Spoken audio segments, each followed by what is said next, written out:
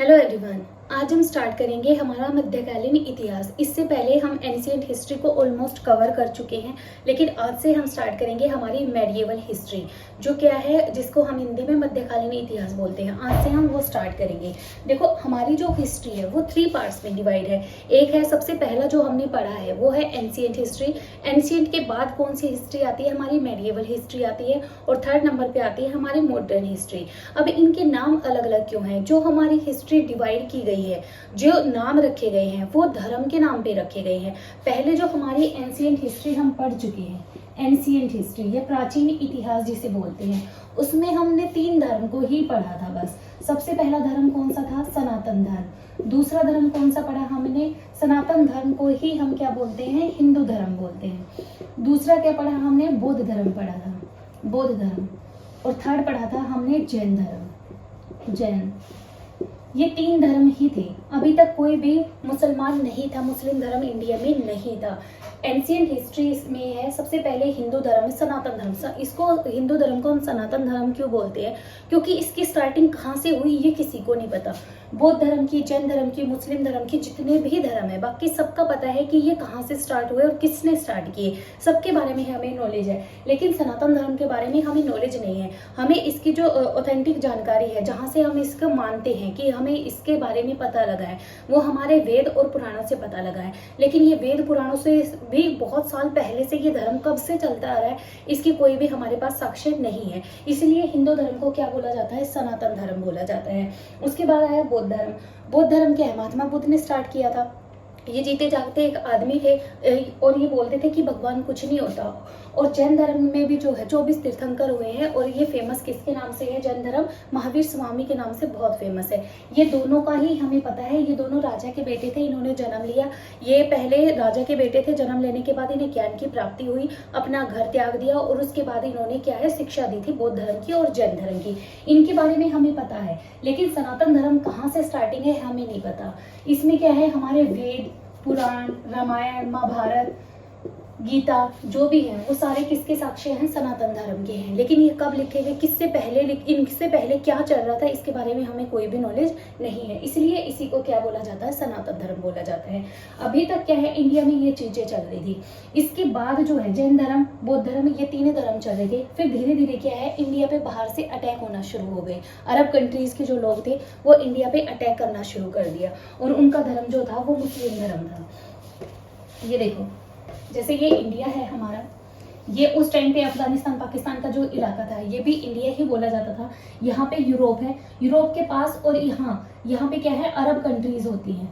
ये अरब कंट्रीज में क्या है, मुस्लिम समाज था, मुस्लिम धर्म यहाँ पे चलता था, मुसलमान। और इन्होंने क्या है, इंडिया पे आके अटैक करना शुरू कर दिया। इसलिए ये क्या है, ये धर्म धीरे धीरे किसकी तरफ? इंडिया की तरफ भी आने लग गया। उससे पहले क्या था, जो हमारा धर्म चल रहा था, जो हमारे 3 धर्म चल रहे थे, जो हमारा सनातन धर्म था, इससे क्या हुआ, सनातन धर्म में कास्ट सिस्टम बन गया। पहले कोई भी कास्ट वगैरह नहीं थी, लेकिन यहाँ पे कास्ट सिस्टम बन गया। ब्राह्मण, वैश्य, क्षत्रिय और शूद्र। ये उस टाइम पे जो थे पढ़े लिखे जो समझदार लोग थे, उन्होंने सोच समझ के इसे डिवाइड किया था। वो क्यों डिवाइड किया था?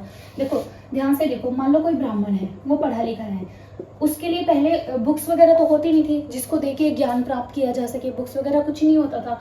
तो क्या है, ब्राह्मण का बेटा जो मंत्र उच्चारण ब्राह्मण करता था, तो उससे वो ऑटोमेटिकली अपने आप ही सीख जाता था। जैसे कोई सुनार है, सुनार या लोहार है, सुनार का बेटा जो है, सुनार के घर में अगर किसी ने जन्म लिया है, तो वो बेटा अपने फादर को देख के क्या है, धीरे धीरे वो स्किल डेवलप अपने आप कर जाएगा। पहले जो नॉलेज होती थी वो समाज से मिलती थी, वो बुक से नहीं मिलती थी, क्योंकि बुक की प्रिंटिंग जो होती थी हमारे पास होती ही नहीं थी। इस टाइम पे कोई बुक्स नहीं थी।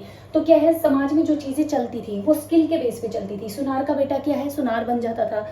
लोहार का बेटा क्या है, देख लेता था कि लोहे को कैसे गलाया जाता है, उसको किस चीज से, किस तरीके से शेप दी जाती है। इसी तरह से क्या है, बच्चा अपने फादर को या अपने घर का माहौल देख के ही चीजें सीख जाता था, और वो स्किल में डेवलप हो जाता था।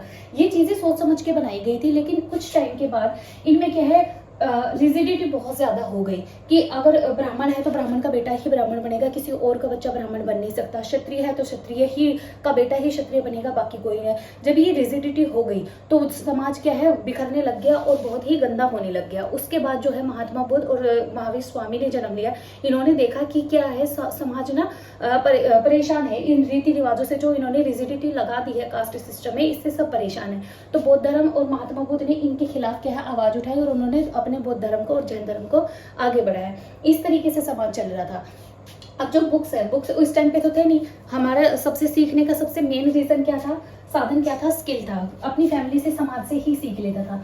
जो बुक सिस्टम है ना, ये सबसे पहले कहाँ से आया, जो बुक आज हम पढ़ते हैं, बुक्स को पढ़ के जो नॉलेज लेते हैं, वो कहाँ से आई है। स्टार्टिंग में 3 देश थे जिनके पास बुक्स, जिन्होंने बुक चलाई थी, चाइना, इटली और जर्मनी। सबसे पहले इनमें भी सबसे पहले किसने किया, चाइना ने किया। चाइना कैसे बुक प्रिंटिंग करता था, देखो ऐसे ही गुटके बनाता था, काट के गुटके होते थे पहले इस तरीके से। इनपे कुछ कुछ लिखा होता था ऐसे, मान लो ABCD लिखा है इस पे, ABC या और भी जो भी कुछ लिखा है, तो ये इंक में उसे डबोता था और इंक से ना फिर एक कागज के ऊपर या कपड़े के ऊपर ऐसे प्रिंट कर देता था, जिससे क्या है कि छपाई हो जाती थी, ABCD लिख ली जाती थी। उसके बाद इटली का एक आदमी था, मार्को पोलो। इटली का एक आदमी था, इटली का मार्को पोलो। इसने क्या किया, ये घूमा और घूम के ये कहाँ पहुंचा, चाइना पहुंचा। चाइना में इसने ये चीजें देखी कि भाई ये किस तरीके से प्रिंटिंग करते हैं, तो इसने ये चीज क्या है इनसे सीख ली। उसके बाद एक आदमी था जर्मनी का, गुटेनबर्ग। ये कहाँ का था, जर्मनी का। तो इसने देखा कि ऐसे छपाई कब तक हो गई, तो इसने इन चीज़ों को सीख के इसमें थोड़ा और इम्प्रूवमेंट किया और इसने क्या किया, एक प्रिंटिंग प्रेस छाप दी, प्रिंटिंग प्रेस बना दी, जहाँ पे क्या है छपाई होने लग गई कागज के ऊपर। और सबसे पहले जो बुक लिखी गई थी, जो सबसे पहले बुक लिखी गई थी, वो बाइबल लिखी गई थी, बाइबल। इस बाइबल बुक की 180 बुक्स बनी थी, बाइबल की 180 बुक लिखी गई थी 3 साल में। 3 साल लग गए थे 180 बुक प्रिंट होने में। तो ये चीजें हैं, हमारी बुक्स का इतिहास है। सबसे पहले चाइना, इटली और जर्मनी ने प्रिंटिंग शुरू की थी और इटली के मार्को पोलो ने इसको सीखा था चाइना जाके, और गुटेनबर्ग ने क्या है प्रिंटिंग प्रेस को ओपन किया था। और सबसे पहली जो बुक छपी थी वो बाइबल छपी थी। 180 जो बुक्स थी, कॉपियाँ इसकी छपी थी, 3 साल लग गए थे। ये बुक्स का सिस्टम था। इसके बाद जो हमारे धर्म की बात चल रही थी, धर्म में क्या है, अब ये देखो, ये हमारा इंडिया है। इस तरफ जो इंडिया उस टाइम का पाकिस्तान, अफगानिस्तान, ये भी क्या है इंडिया का ही पोर्शन था। यहाँ पे यूरोप है, यूरोप के और इंडिया के बीच में यहाँ पे क्या है अरब कंट्रीज पड़ती हैं। अब ये मुस्लिम धर्म स्टार्ट कहाँ से हुआ, इसकी स्टार्टिंग कहीं ना कहीं से तो हुई होगी। जैसे हमारे सनातन धर्म का तो हमें नहीं पता, लेकिन बौद्ध धर्म और जैन धर्म का तो हमें पता है। इसी तरह जो मुस्लिम समाज था, ये जो मुस्लिम कम्युनिटी है, ये कहाँ से स्टार्ट हुई, इसको भी तो किसी न किसी आदमी ने स्टार्ट किया होगा। तो उसके बारे में हम थोड़ा जानेंगे कि मुस्लिम धर्म की स्टार्टिंग हुई कहाँ से। बहुत पहले मक्का नाम की एक जगह थी, 570 AD में। 570 AD में मक्का नाम की जगह एक बच्चे का जन्म होता है जिसका नाम था पैगंबर मोहम्मद साहब। इनका बर्थ कब हुआ है, 570 AD में हुआ है। एक बच्चा है ये, मक्का में इसका जन्म होता है, 570 AD आ चुका है। और इसके बाद 610 ईस्वी में, 610 में फिर कुछ टाइम के बाद जब ये बड़े हुए तो इन्होंने क्या है अपना घर छोड़ दिया। घर छोड़ने के ये ज्ञान की तलाश में इधर उधर भटकने लगे। जैसे हमारे महात्मा बुद्ध ने, महावीर स्वामी ने अपना घर छोड़ा था ज्ञान प्राप्ति के लिए, इसी तरह पैगंबर मोहम्मद साहब ने भी क्या है अपना घर छोड़ दिया। 610 ईस्वी में ये क्या है इनको ज्ञान की प्राप्ति होगी। एक गुफा में गए ये, हीरा गुफा, उस गुफा का क्या नाम था, हीरा गुफा उसका नाम था। वहां बैठ के इन्होंने तपस्या की। 610 ईस्वी में क्या है इनको ज्ञान की प्राप्ति हो गई। और 600 जब इन्हें ज्ञान की प्राप्ति हुई तो ये बाहर घूमने लगे और ज्ञान बांटने लगे। इन्होंने मुस्लिम धर्म को आगे बढ़ाया। इन्होंने बोला कि भाई 5 बार नमाज करनी चाहिए और दूसरों का भला करना चाहिए, हमेशा दान देना चाहिए। इन्होंने बहुत अच्छी बातें बताई। मुस्लिम धर्म में कहीं नहीं लिखा है कि मारकाट करो या लड़ाई करो या हिंदू धर्म या दूसरे धर्म क्या है खराब है, ऐसा कुछ नहीं बोला था। जिन्होंने स्टार्टिंग की उन्होंने खुद बोला था कि अल्लाह को याद करना चाहिए और अच्छे काम करने चाहिए, दान देना चाहिए, दूसरों को खुश रखना चाहिए। इसके अलावा इन्होंने कुछ नहीं बोला था स्टार्टिंग में। इसके बाद इन्होंने क्या है 610 ईस्वी में यहाँ रहे, 12 साल तक इन्होंने ज्ञान दिया। 12 साल के बाद 622 AD में ये मक्का को छोड़ के और ये मदीना चले गए। मक्का को छोड़ के ये कहाँ गए, 12 साल बाद मक्का से मदीना चले गए। और इसी दिन को, जिस दिन ये मक्का से मदीना गए थे ज्ञान बांटने के लिए, उसी दिन से इनका नया कैलेंडर शुरू होता है मुस्लिम समाज का, जिसे हम हिजरी संवत बोलते हैं। हिजरी संवत, इनका नया कैलेंडर जो है मुस्लिम धर्म का, कहाँ से स्टार्ट होता है, जिस दिन मक्का से मदीना इन्होंने स्टार्टिंग की थी जाने की, उसी दिन से हिजरी संवत ये मनाने लग गए। इसके बाद जो है, जब धीरे धीरे इनकी 10 साल के बाद 632 एडी में इनकी क्या है, डेथ हो जाती है। 632 एडी में जब इनकी डेथ हो जाएगी तो अब इनका काम संभालेगा कौन। इन्होंने मुस्लिम धर्म को स्टार्ट कर दिया, लेकिन अब इसको बनाएगा कौन, इसे आगे कौन बढ़ाएगा। तो इसके लिए क्या है, एक पोस्ट क्रिएट कर दी गई, जिसे क्या बोला जाता है, खलीफा। कि जैसे ये पैगंबर मोहम्मद साहब है, सारी इनकी चलती थी, इन्हें मानते हैं कि मुस्लिम धर्म की स्टार्टिंग इन्होंने की है। इनकी डेथ के बाद एक पोस्ट बना दी गई, जैसे गुरु, जो हमारे गुरु हैं सिख धर्म के, जो 10 गुरु हैं, उनको भी क्या है, गद्दी होती थी ना, गद्दी पे गुरु बैठते थे। इसी तरह इनकी भी पोस्ट बना दी इनकी डेथ होने के बाद कि खलीफा आगे जो भी इनकी गद्दी पे बैठेगा उसे खलीफा बोलेंगे और वही आगे इस कामकाज को बढ़ाएगा। अब खलीफा की जो पोस्ट है वो बहुत बड़ी है, तो अब इनके कुछ जो इनके फॉलोवर थे उन्होंने बोला कि जो इनकी फैमिली में है उन्हीं को अगला खलीफा बनाना चाहिए। लेकिन कुछ लोगों ने बोला कि जो इनके साथ काम को आगे बढ़ा रहे थे, इस धर्म को आगे बढ़ा रहे थे, जो इनके साथ दिन रात मिलके काम करते थे, इनके जो सेवक हैं, उनको उनमें से किसी एक लायक को गद्दी बनानी चाहिए, गद्दी पे बिठा देना चाहिए। तो इस बात पे क्या हो गया, बहस हो गई, और मुस्लिम समाज भी क्या है, 2 तरीके से बट गया। एक को बोला गया सिया और दूसरे को बोला गया सुन्नी। अब ये खलीफा की जो पोस्ट थी, इस पे ये बोला गया था कि इस पे कोई भी लड़की नहीं बैठेगी।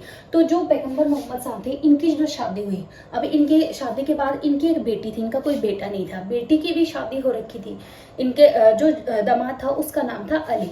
अब क्योंकि ये मर चुके हैं पैगंबर मोहम्मद साहब, तो इनकी वाइफ है, तो वाइफ तो बैठ ही नहीं सकती गद्दी पे, क्योंकि वो विधवा हो गई है और ऊपर से वो लेडी है। अब इनकी बेटी थी एक, तो बेटी भी क्या है, लड़की का बैठना अलाउड नहीं है। तो लड़की की शादी किसके साथ कर रखी थी, अली के साथ। आधों ने कहा कि अली को अगला खलीफा बना देना चाहिए।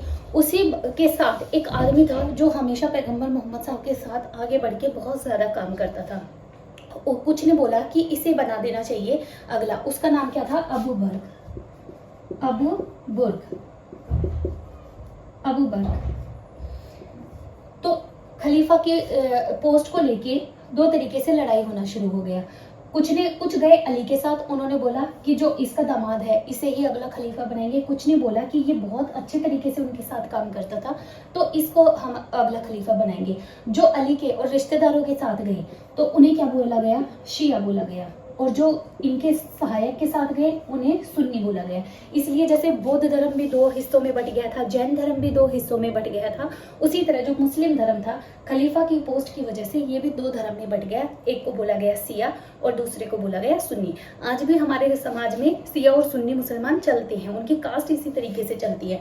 लेकिन वो स्टार्ट है कुछ नहीं, सिर्फ जो उसके रिश्तेदार दामाद के साथ गए उन्हें सिया बोलने लग गए, और जो उसके सहायक के साथ गए, उनके वर्कर के साथ चले गए, उन्हें सुन्नी बोलना स्टार्ट कर दिया। अब ये मुस्लिम धर्म जो है अरब कंट्रीज में बहुत जल्दी से फैल रहा था। अब ये हमारा इंडिया हो गया, यहाँ पे यूरोप हो गया, और इसके बीच में अरब कंट्रीज पड़ती हैं। तो ये समाज, ये जो धर्म था, ये इतनी स्पीड से फैला कि जितने भी कॉन्टिनेंट, हमारे 7 ही कॉन्टिनेंट है, 7 कॉन्टिनेंटों पे जहाँ जहाँ भी लाइफ पॉसिबल है वहाँ पे मुस्लिम धर्म अपनी 100 साल के अंदर ये पूरे वर्ल्ड में फैल गए, इतनी स्पीड पकड़ी। अब इसने स्पीड क्यों पकड़ी इतनी, क्योंकि ये जो अरब कंट्रीज थी, एक तो ये गरीब थी और दूसरे पास इनके पास एरिया बहुत कम था। इन्हें क्या है, अपना एरिया बढ़ाना था, इन्हें ललक थी इस चीज़ की कि हमें अपना एरिया भी बढ़ाना है और हमें अपना धर्म भी बढ़ाना है। बल्कि हमारा जो सनातन धर्म था इंडिया के लोगों ने कभी नहीं सोचा कि सनातन धर्म, हिंदू धर्म को हम कभी आगे फैलाएं। आज भी क्या है, कभी वर्ल्ड में देख लो, हिंदू राष्ट्र कोई भी नहीं है। हिंदू मोस्टली कहाँ मिलेंगे, या तो इंडिया में है ज़्यादातर, या नेपाल में मिलते हैं, इससे ज़्यादा बहुत ज़्यादा हिंदू कहीं नहीं है।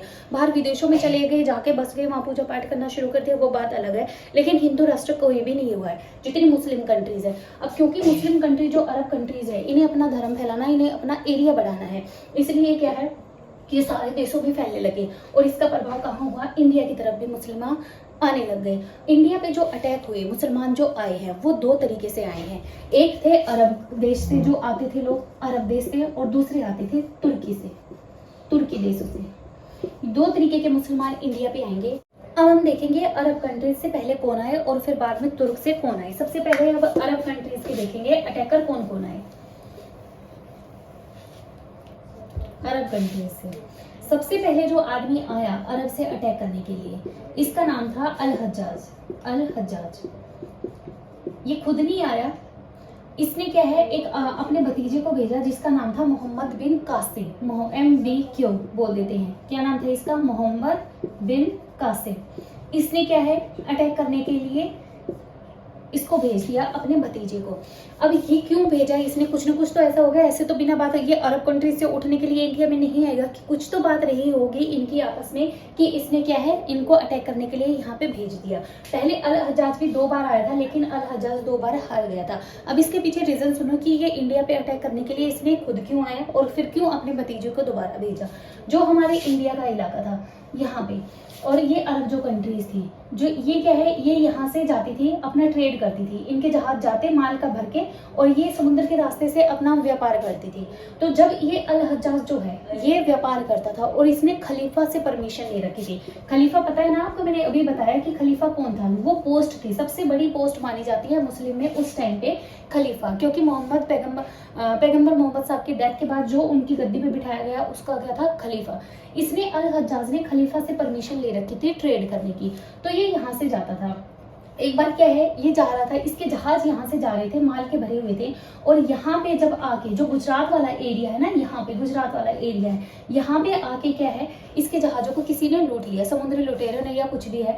तो जब ये बात अल हज्जाज तक पहुंची तो इसने सोचा कि जो यहाँ पे राजा होगा उसी के अंडर तो ये चीजें हुई होंगी और उसी ने हमारे जहाज लूटे होंगे। तो इस टाइम पे जो हमारा यहाँ पे गुजरात में जो राजा बैठा था इंडिया में, इस यहाँ के आसपास जो राजा था उसका नाम था दाहिर। ये एक हिंदू राजा था। दाहिर अल हज्जाज ने दाहिर को बोला कि यहाँ से मेरे शिप गए थे, मेरे जहाज गए थे और तुमने उनको लूट लिया है, तुम्हारी वजह से ये हुआ है। तो दाहिर ने मना कर दिया कि मेरा इसमें कोई हाथ नहीं है और मुझे क्या पता तुम्हारे जहाज किसने लूटे हैं। तो इनके जहाज को लेके दोनों की आपस में लड़ाई हो गई। फिर अल हज्जाज जो है वो दाहिर से लड़ने के लिए आया इंडिया में, लेकिन दाहिर ने क्या है हमारा राजा स्ट्रॉन्ग था यहाँ पे और इसने इसको अल हज्जाज को हरा दिया। और ये दोबारा फिर आया, अल हज्जाज दोबारा से फिर अटैक करने के लिए आया, तो दोबारा भी दाहिर ने क्या किया इसको हरा दिया। उसके बाद इसका एक भतीजा था मोहम्मद बिन कासिम। ये 16 या 17 साल का रहा होगा। ये बहुत ही ब्रिलियंट माइंडेड था कि मोहम्मद बिन कासिम जो है बहुत अच्छा और बहुत काबिल लड़का है। तो इसने क्या किया अपनी बेटी की शादी मोहम्मद बिन कासिम से कर दी। अब मोहम्मद बिन कासिम का ये क्या है चाचा भी लगता है अल हज्जाज और इसका ससुर भी है।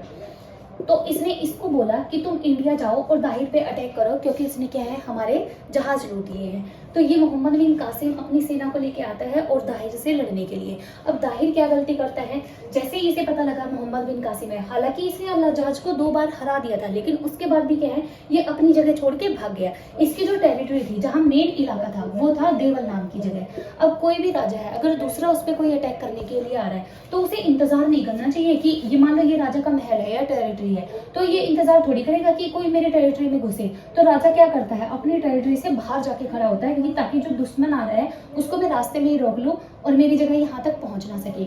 लेकिन दाहिर क्या करता है ये अपने भतीजे को भेज देता है लड़ने के लिए, खुद नहीं जाता। अब जब मोहम्मद बिन कासिम की सेना आई तो इसके भतीजे ने सामने हार गया, क्योंकि जब राजा ही नहीं है तो भतीजा राजा थोड़ी था, राजा तो कौन था दाहिर था। तो ये भाग गया यहाँ से इसका जो भतीजा था। फिर इसके बाद दाहिर के पास ये बात गई कि जो भाई तुम्हारा भतीजा था वो हार गया है, उसके और सेना जो है तुम्हारी टेरिटरी की तरफ बढ़ रही है। फिर भी इसने गलती की, अपनी टेरिटरी को छोड़ के ये दूसरी जगह जाके छुप गया, अपने बेटे को भी साथ में ले गया और अपनी वाइफ को भी साथ में ले गया। तो जब सबको ले गया और यहाँ पे जो पुरोहित थे और जो बौद्ध धर्म के लोग थे वो यहाँ पे छोड़ के चला गया। अब वो दोनों क्या है, पुरोहित और बौद्ध धर्म के लोग दोनों शांति प्रिय आदमी है, ये लड़ाई झगड़े में बिलीव ही नहीं करते। तो जब सेना आई तो उन्होंने लड़ाई ही नहीं की, उन्होंने बोला जी हमें नहीं पता, हम लड़ाई के बिल्कुल भी पक्ष में नहीं होते हैं। तो क्या है ये टेरिटरी जो थी देवल नाम की जगह, ये भी किसने हथिया ली, मोहम्मद बिन कासिम ने। फिर ये आगे बढ़ा जहाँ पे ये राजा था, इसे तो राजा के पास जाना था ना, दाहिर के पास जाना था। तो जब इन दोनों की आपस में लड़ाई हुई तो दाहिर हाथी पे बैठा था, उसके बाद भी क्या है दाहिर हार गया और मर गया। और उसके बेटे का नाम था जैसे। तो ये दोनों बच गए, जयसिंह बच गया और इसकी वाइफ बची हुई है, अभी अभी उसने जौहर नहीं किया है, तो ये इनके पास गया। तो इसके बेटे ने भी यही गलती की जो इसके फादर ने की, अपनी माँ को अकेला छोड़ के, और ये क्या है आगे बढ़ गया। ब्राह्मणवास एक जगह थी वहां पे चला गया अपनी अकेली विधवा माँ को छोड़ के। तो जब माँ अकेली रह गई तो इसने क्या किया, यहाँ पे जौहर कर लिया। और जयसिंह जो राजा था ये हमारा भाग गया है, इसका जो ताहिर का बेटा था, तो ताहिर भी मारा गया है, ताहिर की वाइफ ने क्या है जौहर कर लिया है, और जयसिंह को पकड़ के भी इन्होंने दोबारा से मार दिया। तो मोहम्मद बिन कासिम ऐसे करते करते आगे बढ़ रहा था, लेकिन इसका टारगेट क्या था, इंडिया में रहना नहीं था, यहाँ से लूटपाट करके ही जाना था। तो जब ये इंडिया में आया और इसने क्या है जो जिस टाइम पे हमारा राजा था उसे मार दिया, तो इसने इंडिया के लोगों पे जजिया कर लगाया। ये फर्स्ट टाइम था कि हमें इंडिया में जजिया की पहले, जजिया कर क्या होता है, पहली बार स्टार्टिंग कब हुई जजिया कर की, मोहम्मद बिन कासिम ने। इसने ये जजिया कर 4 कम्युनिटी पे नहीं लगाया, एक ब्राह्मण, औरतें, बच्चे और जो अपंग आदमी थे, इन 4 आदमियों को छोड़ के बाकी इसने सब पे जजिया कर लगा दिया। जजिया कर क्या था कि जो भी मुसलमान नहीं है उसे अपने क्या है कर पैसे देने पड़ेंगे। लेकिन हमारी जनता ने बोला कि हमारे पास तो पैसे हैं नहीं, राजा के मरने के बाद जनता बची ना, तो जनता पे जब इसने कर लगाया तो जनता ने मना कर दिया कि हमारे पास जजिया कर देने के लिए पैसे नहीं है। तो इसने बोला मोहम्मद बिन कासिम ने कि अगर तुम्हारे पास ठीक है, अगर तुम्हारे पास पैसे नहीं है तो तुम अपना धर्म चेंज कर लो। तो इस बात पे क्या है इसने इनका इंडिया वालों का क्या है धर्म परिवर्तन करवा दिया मोहम्मद बिन कासिम ने। और उसके बाद कुछ टाइम के लिए मोहम्मद बिन कासिम यहाँ रहा, लूटा खसोटा इंडिया को और वापस चला गया। इंडिया क्या है, इंडिया बहुत रिच था, इंडिया पे कोई फर्क नहीं पड़ता था, कोई बाहर से अटैकर आ रहा है अटैक करके जा रहा है उससे कोई फर्क नहीं पड़ता था, वो ज्यादा काटमार में विश्वास करते ही नहीं थे। कोई बाहर से आया मान लो यहाँ बस गया तो ये बोलते थे, यहाँ के जो लोग थे वो उठ के आगे चले जाते थे कि हम आगे करके खा लेंगे, हमारे पास बहुत कुछ है। तो इंडिया जो है रिच था, इंडिया के लोग ज्यादा पैनिक नहीं होते थे, ना ज्यादा पेन लेते थे। अगर कोई आया है उसे भगा दिया जहां से तो ये आगे जाके दूसरी जगह कमा के खा लेते थे, इन्हें कोई मतलब नहीं था कि कोई हमारे ऊपर ज्यादा अटैक कर रहा है, ये मारकाट में बिलीव ही नहीं करते थे। तो ये क्या था जो अरब कंट्रीज के थे, ये मोहम्मद बिन कासिम था। उसके बाद जो है तुर्क देश से लोग आना शुरू हो गए, तुर्क देश से, तुर्क का और पढ़ लेते हैं हम, तुर्क कंट्रीज से। तुर्क कंट्रीज भी क्या है, यहाँ है गजनी नाम की एक जगह थी, तुर्की में गजनी नाम की एक जगह थी, यहाँ पे एक राजा हुआ जो भी था इनका, बादशाह बोल लो या राजा बोल लो, छोटा मोटा राजा था। उसने क्या है अपने आप को स्वतंत्र घोषित कर दिया कि मेरी जो ये जगह है गजनी, तो मैं यहाँ का क्या है स्वतंत्र शासक हूँ, मैं किसी की भी अधीनता स्वीकार नहीं करता। इसका नाम क्या था, अल्पतगिर, अल्पतगिर। फिर इसने अपनी बेटी की शादी एक आदमी से की जिसका नाम था सुबुतगिर। अल्पतगिर ने अपनी बेटी की शादी किससे करती है, सुबुतगिर से करती है। और ये क्या है, ये लड़ने के लिए इंडिया में आया सुबुतगिर, और इसके पास क्या है तुर्क कंट्रीज में क्या है इनका बहुत छोटा सा एरिया था, क्योंकि इन्हें अपना एरिया बढ़ाना था। तो इसने क्या किया, इसने इंडिया पे अटैक करने का सोचा, और इंडिया पे जब अटैक करने के लिए आया तो इसने देखा यहाँ पे इंडिया बहुत रिच है और क्यों ना मैं यहीं पे बस जाऊँ। तो इसने ये बसने का सोचा यहाँ पे आके। लेकिन जब इसने अटैक किया तो हमारा जो राजा था इस टाइम पे, जब इसने अटैक किया था इस टाइम पे राजा था जयपाल। तो जयपाल ने क्या किया, इसको सेकंड नंबर वाले को हरा दिया, और ये क्या है सुबुतगिर, ये वापस अपने देश चला गया। इसके बाद जो आया महमूद गजनवी, महमूद गजनवी ने क्या है, इसका बेटा जो हुआ मोहम्मद गजनवी हुआ। इसने क्या है, इसे पता लगा कि ऐसे ऐसे मेरे फादर ने कोशिश की थी इंडिया पे अटैक करने की, और जयपाल नाम के राजा ने क्या है मेरे फादर को हरा दिया था। तो मोहम्मद गजनवी ने दोबारा से अटैक किया किसके ऊपर, जयपाल के ऊपर, और जयपाल इस बार हार गया। और हारने के इसे क्या है बहुत ज्यादा शर्म महसूस हुई, और इसने वहिंद नदी, एक वहिंद नदी बहती थी वहां पे, वहिंद नदी में कूद के क्या है सुसाइड कर लिया हमारे राजा ने। और ऐसा बोला जाता है कि मोहम्मद गजनवी ने इंडिया पे 17 बार अटैक किया था। इसके सारे 17 अटैक फेमस नहीं है, कुछ ही जो हैं वो बहुत फेमस है। और इसने ये स्टार्टिंग कब से की, 1000 से लेके 1027 तक क्या है इसने 17 बार अटैक किए थे। और हमें क्या पता कि ये 17 बार अटैक है, क्योंकि इंडिया में तो किसी ने लिखवा ही नहीं रहा, क्योंकि हमें लिखने की इतना कुछ ज़्यादा पता नहीं था कि इंडिया में कोई ये चीज़ लिखवा सकता। तो ये चीज़ें हमें किसने बताई है कि मोहम्मद गजनवी ने 17 बार अटैक किया है, क्योंकि इंडिया के किसी भी धर्म में या किसी भी बुक में ऐसा जिक्र नहीं है कि मोहम्मद गजनवी ने 17 बार अटैक किया था। ये हमारे एक फेमस हुए हैं हेनरी इलियट, ये इनकी बुक में लिखा है कि इन्होंने क्या है मोहम्मद गजनवी ने 17 बार अटैक किया था। क्या नाम है उसका, हेनरी इलियट।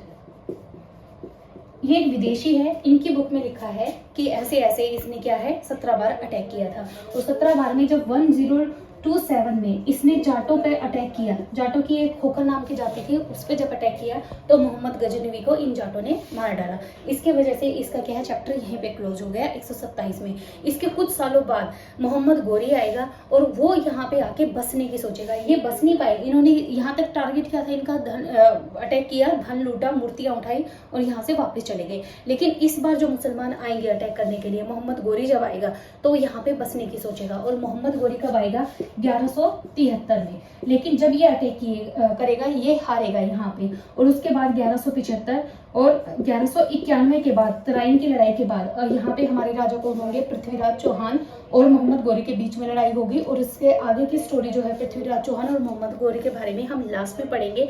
मोहम्मद गोरी की वजह से ही दिल्ली सल्तनत स्टार्ट होगी, उसके बारे में हम नेक्स्ट वीडियो में पढ़ेंगे। आई होप आपको ये चीज़ मोहम्मद गजनवी तक समझ में आ गया होगा। I hope you like the video. Thank you very much.